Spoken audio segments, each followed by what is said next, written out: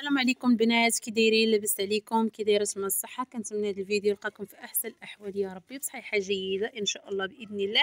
البنات اللي كيشريو الحجه، ها هي الحجه. البنات اللي ما كيعرفوش الحجه راه كتباع عند العطار. ها نتوما هنا عندنا حنايا. عرفتيش نقول لكم؟ راه تبارك الله ما نقولش لكم، منشوره حق الله. شوفوا البنات قلعنا بانيو ومازال كاين. هذه ما كتكون في بحيره لا في والو، كتكون نايضه من عند الله سبحانه وتعالى. والفوائد ديال هذا راه كثيره البنات قسما بالله.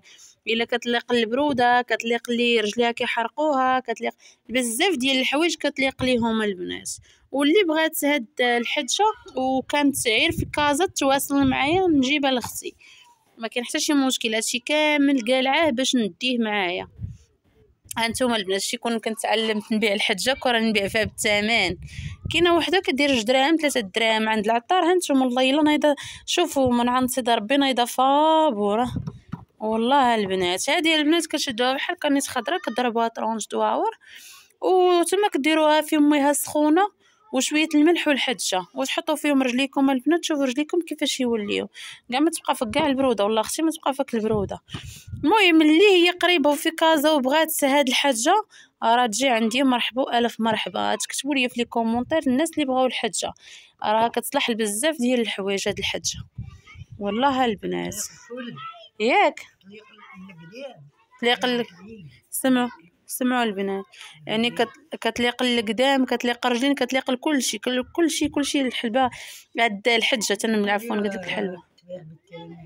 راه كتباع بالثمن اللي هي عندنا حنايا. وهانتوما والله الا قلعنا منها بزاف البنات. هانتوما كيف ما كتشوفوا قلع تقريبا بانيو. ها هو جاي للعماره. انا غندير بحال تدي غيتخاطبوا فيها. لا زوينه هي. عرفتي البنات بزاف ديال البنات موصيني عليها كيقول لي جيبيها لينا، ولكن راه مفيده البنات، مفيده بزاف ديال الحوايج، مفيده لهم هاد الحجه. يعني اللي ما عرفش الحجه راه ماده فيا ما يعاود. يعني الحجه شي حاجه اللي هي كاينه بصح نيت. وانتم اللي بغاتها وقريبه في كازا تجي ديها مرحبا الف مرحبا. اللي بغاتها راه تكتب لي في لي كومونتير تواصل معايا وتجي مرحبا بها عندي. وشكرا لكم بيليك يا البنات. ما كاين لا خلاص لا والو، جيو مرحبا بكم خذوها وسيروا. وكنتمنى البنات دعموني دعموا لي القناه ديالتي، واللي بغات مرحبا الف مرحبا. يلا بسلام عليكم، الى الفيديو اخر ان شاء الله باذن الله.